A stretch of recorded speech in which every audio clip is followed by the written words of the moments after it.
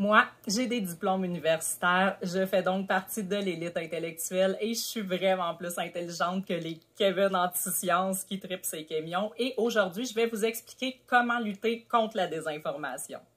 Avant tout, trouvez-vous un commanditaire parce que vous n'avez pas à faire ça bénévolement, lutter contre la désinformation. Si vous êtes un pharmacien ou un étudiant en pharmacie, c'est pas mal ce qu'il y a de plus haut en termes de crédibilité et d'éthique scientifique, surtout si vous faites des vidéos sur TikTok. Je sais que Pfizer peut vous aider à lutter contre la désinformation de façon super objective. Si vous êtes un journaliste ou un chroniqueur sans aucune formation ni connaissance scientifique, c'est très bien aussi. Premièrement, quand vous vous adressez au petit peuple pour les réinformer correctement, infantilisez-les en leur expliquant la science comme à un enfant retardé mental. Humiliez ceux qui ont un avis différent et traitez-les d'anti-science sans éducation. Ça va leur enlever toute leur crédibilité, puis ça va faire peur à ceux qui étaient indécis, puis ils vont se la fermer puis choisir le bon camp.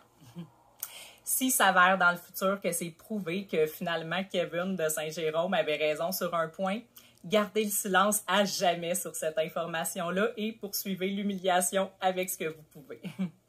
Ne donnez jamais la moindre importance à un avis différent de la masse et même bloquez et censurez-les si vous pouvez. C'est cave, anyway. Il n'y a personne de plus intelligent que vous, surtout pas Kevin. Si ce sont des experts avec un plus haut niveau d'éducation que vous qui vous contredisent, comme par exemple des docteurs ou des chercheurs en microbiologie, faites-les passer pour des marginaux en les qualifiant de coucou. Trouvez une faille dans leur parcours professionnel et détruisez leur réputation sans aucune pitié. Luttons contre la désinformation pour le bien de la société.